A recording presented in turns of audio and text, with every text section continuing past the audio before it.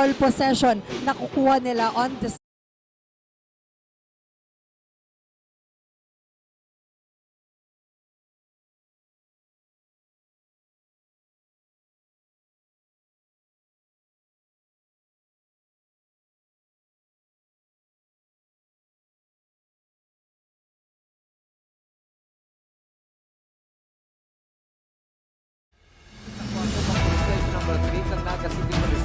Pinagsubo kasi ng opisina na isuspendir ang Sa Pilipinas tao kung mag-issue sa war on drugs, palagis man subot ang higit na paan. hindi baha nung hinabot pa sa lampag na medical. Siya na anas tinong tuming kalayo ang apektado kang kasunod. Newsbreak. Sa headlines kan mga barata, District Office kan Land Transportation Office Naga may bagong hepe. Boom truck nakasabit sa linya ng kuryente sa Calabanga, Camarines Sur na sulo. Boom truck operator na damay gadan. Rota kang prosesyon ngunya na Peña Francia Festival pinasadahan na kan mga otoridad. Primerong civic activities ngunya na Peña Francia Festival naging matrayumpo. Uya ang mga bareta sa aldaw na ini. Ako po si Ja Maika Angeles. Gigibuhan na sukulan kan lokal na gobyerno kanaga at biglaan na pagbaha kasuudma matapos ang makusog na pag-uuran sa tungod ka nagkapirang barangay kanaga. Digdi subot mahilin kamugtakan kan drainage canal sa mga lugar na haloy asin madaling nagbababa ang tubig. Ang detalye sa report ni Christine Reyes. Ang barangay Bagong Bayan asin Liboton sa siyudad ng Naga, ang pira lang na barangay na nakamate kan biglaan na paglangkaw kan tubig uran kan buminagsak. Ang makusog na pag-uura na namatean kasuhapon, inaapod subot ining cloudburst na nagduran nin sobra sa 30 minutos na nagkausa ning biglaang pagbaha sa nasabing duwang barangay asin sa ibang parte kan Naga. Ang ura nagsukol nin hasta 50 mm sa duwang barangay asin 20 mm din uran sa ibang parte kan syudad aro kan barangay Concepcion Pequeña asin Sabang. Sinabi ni Mayor Lenny Robredo sa mga arog kaining sitwasyon na may makusog na pag-uuran asin biglaan, dais subot ini kinakaya ka mga drainage system na nagkakausa ning pagtipon nin tubig. Sabi ni Mike Padua, sinangyari sa Tuya Suon kasi nangyari sa Quezon City last week. Ito baka nagbahang grabe sa Katipunan.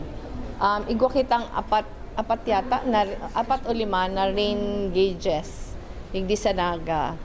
Si nasukol garo 30 minutes lang na uran. Sa 30 minutes na pag-uran, sinasukdi sa may area ng Liboton, Hako, Bagong Bayan, almost 50 millimeters si rainfall. Pag-araw kayan kakusog, tapos bigla, di na siya kaya kan sa tuyang drainage, kaya nabaha. Ang igong mga lugar, halimbawa Concepcion Pequeña, garo less than 20 o 20 lang si millimeters. So di nagbaha. Ang pag-uran kasuod mang hapon ang nakatabang man sa team kan LGU Naga para mahiling ang mga lugar na mabilis magbaba ang tubig baha. Arog kang sa barangay Sabang, asin ang barangay na haloy binaha, arog kan sa barangay Dayangdang. Naglibot man ang grupo kan LGU Naga sa mga lugar, tangaling mahiling ang sitwasyon. Ang interesado kita ko niyan hilingon, nire-record ta, itong mga nagbaha na nawara tulo si tubig, mayong problema ang drainage. Pero itong mga nagbaha na haloy nagbaba si tubig, duman may problema si drainage. So nag-post ako sa Facebook sa Udma, sabi ko kung pwedeng palaag sa comment section. Si mga lugar na nagbaha na haloy magbaba si drainage. So ngunyan na aldaw, bibisitahon na siya kang mga teams ta. Baka clogged ang mga drainages duman. Dikit man lang, gulping lugar ang nagbaha, pero dikit man lang itong nagsabi na haloy yun na maray si tubig. So itong mga halimbawa, ang sarong nagsabi sa may Absede Elementary School sa Bagong Bayan, itong linya paduman sa may terminal, medyo nahaloy-haloy daan tubig. Sa Sabang, Villa Fulgentes, hararom si tubig, pero in a few minutes nawara. Sa Dayangdang, igwang mga lugar sa Dayangdang na medyo nahaloy ang tubig. So baka mga clog dyan. Mientras tanto, sa Facebook post ni Mr. Mike Padua, sayang pinagsabi na may pag-uuran sa siyudad din Naga asin posibleng magkaigwaliwat ning cloudburst ngunyan na aldaw. Para sa Janan TV 48 Naga, Christina Cancer Reyes, Newsbreak. Mientras tanto, inako ni Naga City Mayor Lenny Robredo na kinakapos ang Solid Waste Management Office na simbagan ang gabos na request na declogging sa mga barangay. Apwera kan mahibog na dalnak na hahaleon kulang subot ang kagamitan kan SWMO. Padagos man ang paglibot kan SWMO as in City Engineers Office sa mga lugar na kinakaipuan pang magdeclog, lalo na ngunyan na Peña Francia Festival. Nagagahol din kita sa declogging. Sa kadakulan ng requests, duwa lang kaya ang declogging teams ta. Igo kitang sarong declogging team sa CEO, igo kitang saro sa SWAMO. Pareho sibot-sibot since ito bang pag-uran kang June 30. Medyo mabagal dahil grabe ang tagas kang siltation. Halimbawa duman sa Upville sa San Felipe, huna nila one day lang sila malinig, pero pag duman nila grabe palan. So, almost 2 weeks naglinig duman. Ngunyan yaon sinda sa si SWAMO team yaon sa Sabang Elementary School. Medyo medyo gurugulpi din. Tapos dahil sa pag-uran kasuudma, naggulpi pa. Padagos sa mga bareta, pagpapasakay asin pagpababa ng pasahero sa designated loading and unloading area sa kalabaan kan Peña Francia Avenue, tinututukan kan Police Station No. 3 kan Naga City Police Office. Ang detalye sa report ni Cristina Valenzuela.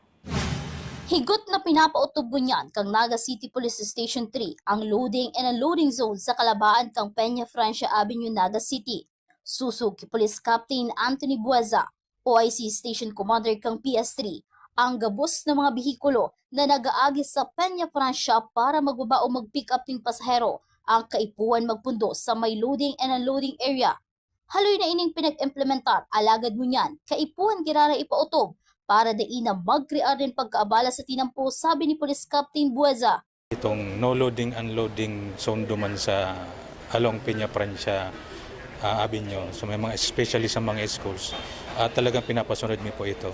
So ang kinukay mga duman na dapat si mga bihikulo talagang yaon sinda duman sa lugar na pupundan lang. So dahil pwedeng maghaloy duman sa kaya pagbaba tapos unload ulit na naman, halit ulit sila.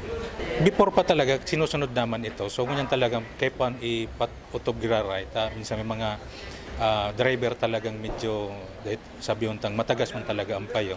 So, kaipan talagang i-implement talaga itong maray para si smooth flow kan traffic, diretso.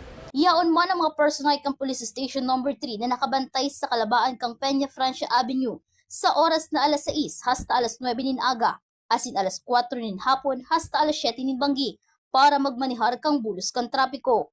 Permi man po, sir. Oga po dyan yung naka-deploy kaming mga personnel para lang dyan sa, lalong-lalo sa mga schools. At talagang bantay ninda itong, lalong-lalo na pag nagbaralyo ang mga estudyante, and then itong sasakyan, pag-abot sa mga pedestrian.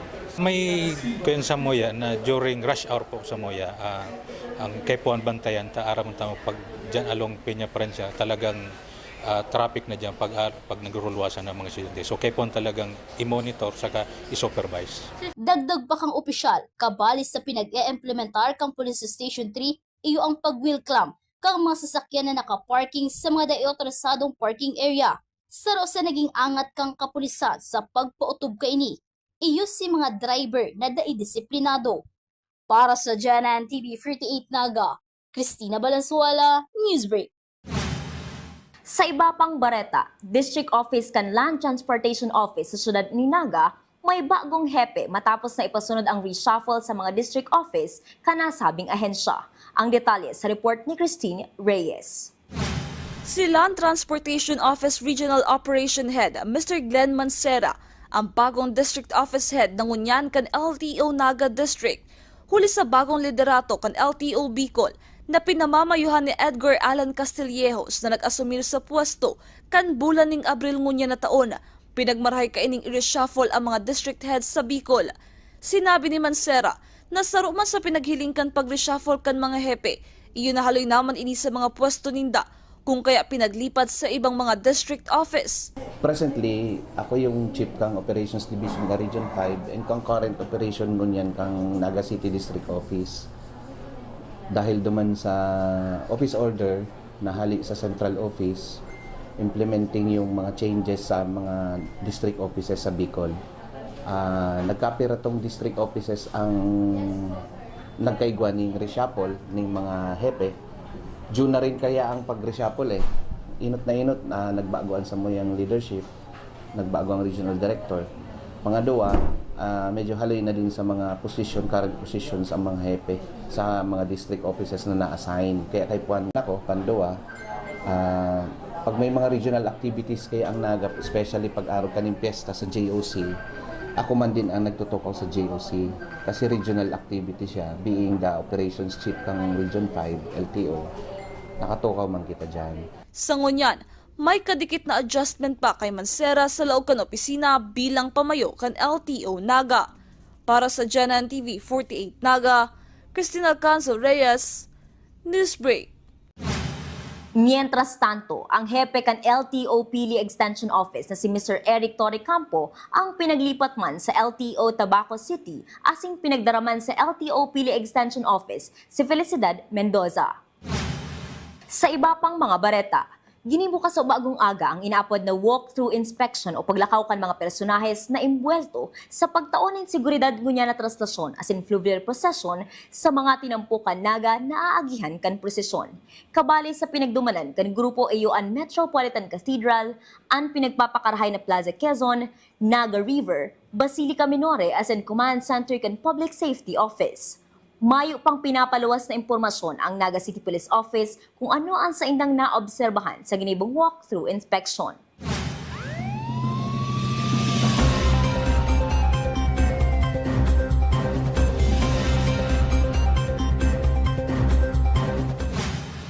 Sa police report, Paraoma as in truck helper arestado sa magkasuway na anti-illegal drug buy-bust operation sa syudad ni Naga. Ang detalye sa report ni Cristina Valenzuela.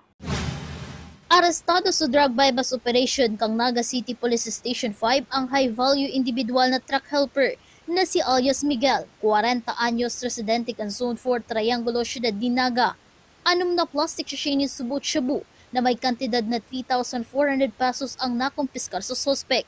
Kang mga operatiba kang Naga City Police Office kan ginibo ang buy-bust operation sa Zone 4 Barangay Mabolo. Si alias Miguel ang nasa regional target kang Philippine National Police huli sa hiwas kang sa iyang transaksyon. Considered siya as a high-value individual dahil sa lawak ng kanyang operation. No?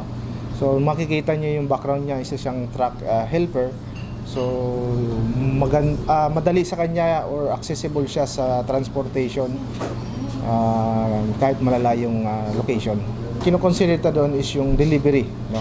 Yung pagkuha niya ng illegal items and pagdadala dito sa Naga City. Sa suway na operasyon, arestado man kang Police Station No. 4 sa Barangay Pacol ang Paraoma na si alias Julius, 41 anyos na taga Zone 6 Barangay Carolina, Naga City. Nakuanan man ini nin 0.620 grams in suspected shabu na may estimated value na 4,260 pesos. Sa record kang PNP Naga, 24 ng kaso ang inatubang kang suspect. Arog kang kasong robbery, violation of VAUSI, possession of bladed weapon as in carnapping. Sa ika-25 pagkakataon, liwat ining naaresto kang mga personay kang Police Station No. 4 sa kasong illegal drugs. Itong suspect natin na nahuli sa buy-bust sa Pacol ay marami pong na previous cases, no? Na-involve po ito sa robbery. Meron tayong nakitang under child protection law, no? May possession of bladed weapon and pinaka medyo malaki is yung sa carnapping, ano? So medyo matigas na talaga ito at nakita natin by record as early as 30 years old nagsimula na po yung kanyang involvement sa mga illegal. So sa tanong po kung bakit nasa labas ito ay lahat po naman kasi ng na-involve niya na case ay bailable, no? So marahil pwedeng ang iba ay nakapag-bail siya ng bail. Yung iba naman ay na-serve niya yung sentence. So titingnan pa namin yung background ng pagkatao para baka may mas kukuha pa tayo mas malalim na information. Ang case-to-case basis po ang nagde-decide po kasi ang court depende sa bigat, no? Pwede namang yung biktima natin ay hindi na nagpatuloy o nagpurso ng case. Marami pong dahilan kung bakit nadi-dismiss ang isang kaso, from the victim, from the evidence, from the law itself, no? Baka available naman, baka kukunti lang naman. So meron pa nga baka community service, may mga ganun po, no? Ang court po kasi ang nagde-decide, sila yung nagtitimbang, sila yung tumitingin. But sa dami-dami nito, no, hopefully lahat ito ay magamit as aggravating circumstance. Para sa GNN TV 48 Naga, Christina Valenzuela, Newsbreak. Mientras tanto, ipiniliwanag ni Public Safety Office Executive Director Rene Gumba na kasabay kan mga preparasyon ngunya na Peña Francia Festival, iyo ang pagpapasiguro kan Naga City Police Office na dai makakabuelo ang mga personang may maraot na aktibidad sa syudad. Siring kan illegal na droga, pagsasalisi, panghabon, asin iba pa. So sa to yung security group, yaon din so anti-drugs group kang na nakasuporta sa security operation. So mag-asa na kamo na may interdiction team sa terminal, as in iba pang mga precautionary measures, lalo na pag-abot sa illegal na droga. So kasabay po iyan kang mga aktibidades kang sa tuyang security group. Especially din itong mga salisi, si mga parahabon, si mga mandurukot, pati ang mga volunteer communicators ta po. So mga civic group mo yan, katuwang ta sa operation na ini.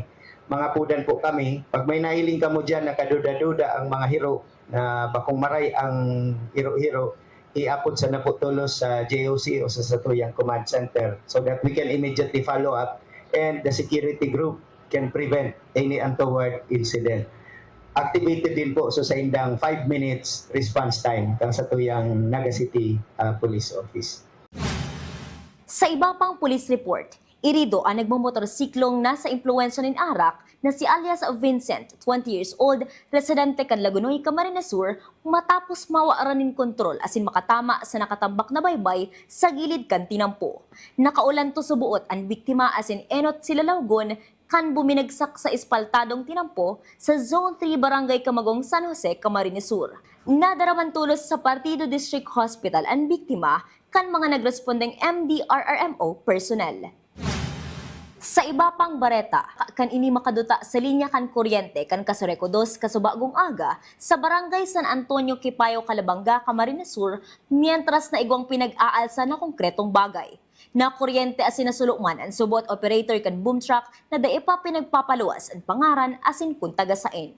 Huli kan pangyayaring ini na waaran ni supply ni kuryente ang bilog na banwaan kan Kanapman, Camarines Sur, parte kan Calabanga, parte kan Magaraw, Camarines Sur, asin sarong portion kan Bagong Bayan Norte, di sa syudad ni Naga. Padagos pa ang ginigibong pag-imbestigar sa nasabing pangyayari. Padagos sa mga bareta, nag-courtesy call si Camarines Sur PNP Provincial Director Police Colonel Virgilio Olalia Jr. kay Major General Aldwin Almase, Division Commander kan 9th Infantry Division of Philippine Army. Ang pagbisita ni Police Colonel Olalia sa 9th Infantry Division Philippine Army ang pagpapahiling subuot kan padagos na pagtatarabangan kan PNP asin AFP para sa pagtulod kan matuninong asin progresibong rehiyon. Sa iba pang bareta, 3rd Bicol Region CTP MAPE DRM Exhibition naging matrayumpo. 108 competing schools nagpartisipar. Ang detalye sa report ni Campus Correspondent Dylan Talagtag. Sa pigkondisir na 3rd Bicol Region CTP MAPE DRM Exhibition, asin iyuman ang pinaka-enot na civic activities ngunya na Peña Francia Festival. 108 na eskwelahan ang nagpartisipar na mas dakol ngunyan kumpara ka nakalis na taon.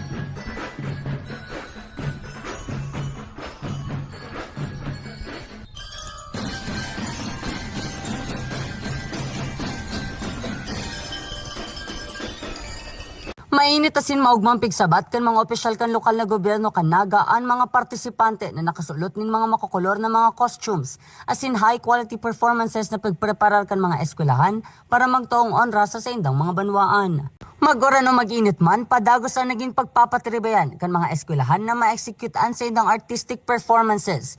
Dai matatawaran ang dedikasyon na ipinahiling kan mga proud participants na ipresentar ang sa indang mga eskwelahan. Ang aktibidad bako lang basta kompetisyon, kundi bunga kan mga pagsasakripisyo kan mga partisipante. Nahihiling man ang pagdalan kan mga taga-suporta na hali pa man sa manlain-lain na lugar sa Bicol.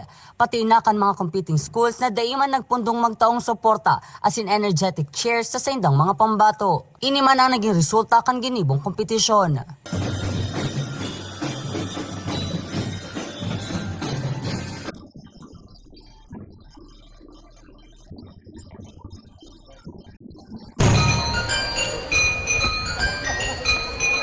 Dagos na pang tututukan ang mga masurunod na aktibidades kunya na Peña Francia Festival 2025 digdisa na sa GNN TV48 Naga, Bidaan Bicolano. Para sa GNN TV48 Naga, Dilan Talagtag, Newsbreak.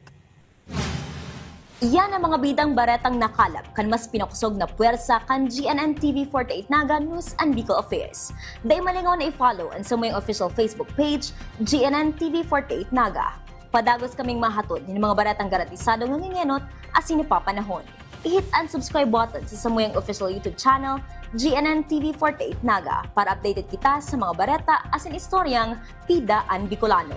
Ako po si Ja Maika Angeles, asin ini ang GNN TV48 Naga Newsbreak. Congressman, pinagsubok kasi ng opisina na isuspender ang Sa penalidad. tao ka ng issue sa war on drugs, palagis man subutang higit na Ang tubig baha nung hinabot pa sa lampas na magiging siya na anas tinong kalayo ang apektado kang Newsbreak.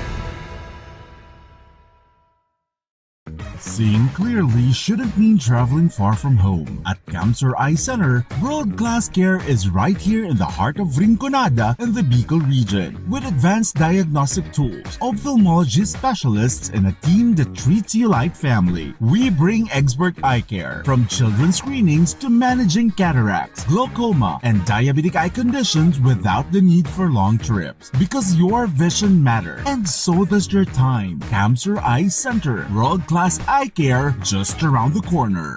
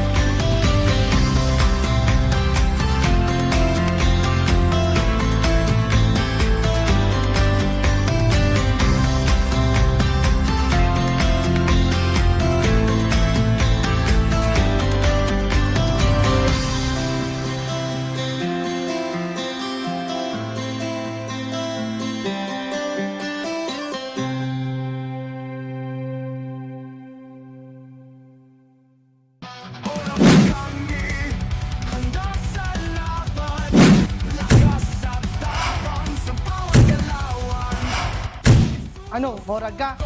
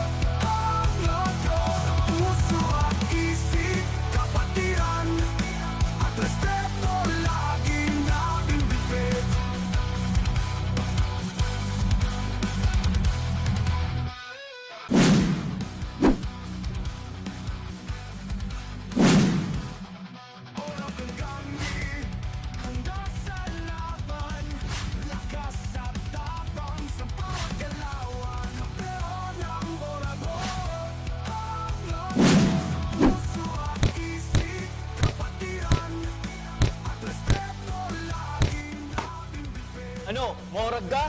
Catch Uragon Basketball League on Uragon Sports TV. Liga ng mga Kampiyon!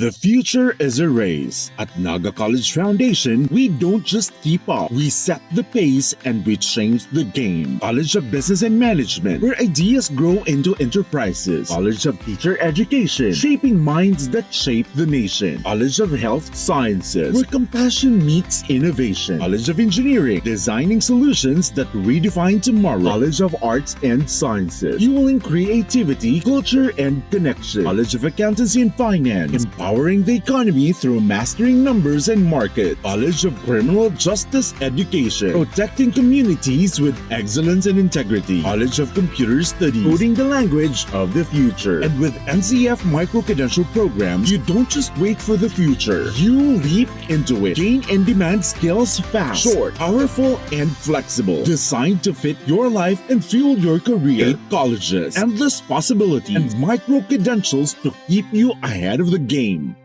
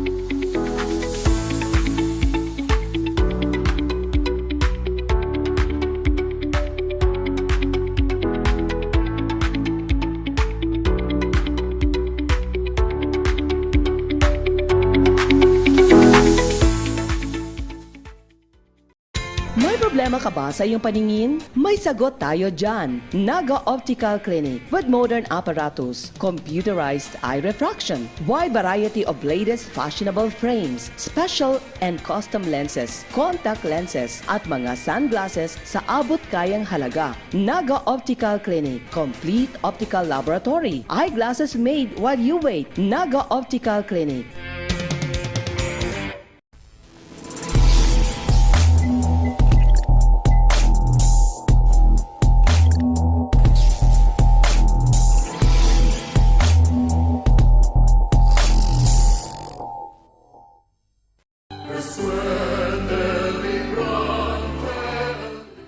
In this season of deep faith and joyful celebration, we at the Naga College Foundation join the entire Bicolano community in honoring Ina, Our Lady of Peña Francia, a mother to all.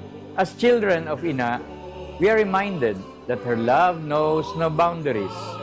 She embraces each one of us regardless of who we are, where we come from, or the path we walk in life. As the NCF dare to change the game this year, in the spirit of Ina, we are called not only to play the game of life, but to transform it, to shift perspectives, uplift others, and create spaces of innovation and compassion.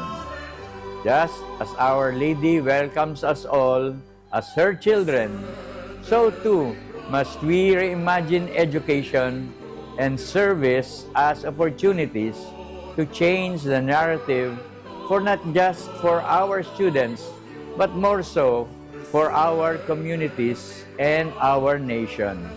As Tigers, we celebrate with gratitude and devotion, and may this year's devotion to Our Lady of Peña Francia empower us to change the game in our personal lives and collective mission, ensuring that what we do as an institution always honors God, serves humanity, and uplifts Bicol and our nation.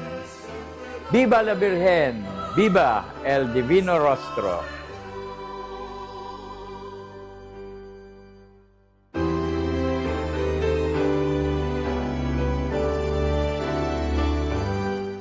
Viva la Virgen!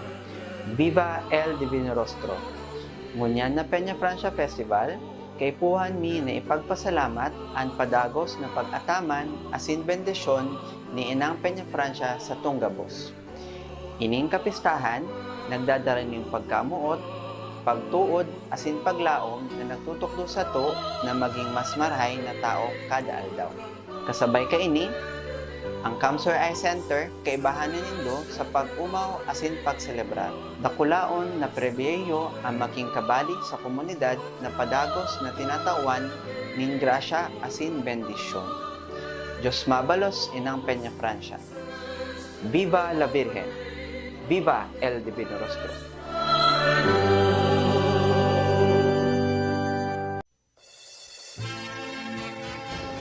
With every candle lit and every prayer whispered, UST Legazpi offers its heart to Ina, Our Lady of Peña Francia. Walking with the devotees, we carry the mission to live a life of truth and love out of gratitude. Together, as Legazpi Tomasians, we proclaim, Viva la Virgen!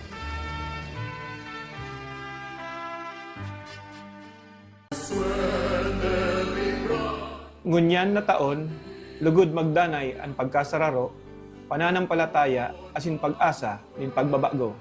Sa enterong kabikulan asin urog na igdi sa satuyang namumuta na banwaan nin kanaman. Ngunyan na panahon nin katibaadan asin daing kasiguruhan, lugod urog pang maging pusog ang satuyang pananampalataya asin pagtubod sa Diyos. Sa paagi kan satuyang ina, Nuestra Señora de Peña Francia. Arog niya, padagos niya itong panindugan ang tama asin matanos. Huli, takita nagsasarig sa saiyang pagpadangat bilang sa tuyang ina na siya ang sa tuyang gabay. Hasta sa pag-abot kan panahon na makamtan niya to ang banwaan na malinig, may takot sa Diyos asin may tunay na pagkamuot sa tao. Ako po, si Vice Mayor JJ Abante, kan Kanaaman Camarines Sur, Grand Skeptron, kan Alpha Kaparo Kanaaman Grand Council. Nakikisumaro sa maugmang selebrasyon kan kapistahan ni Nuestra Señora de Peña Francia. Viva la Virgen! Viva el Divino Rostro! Long live Alpha Kaparo!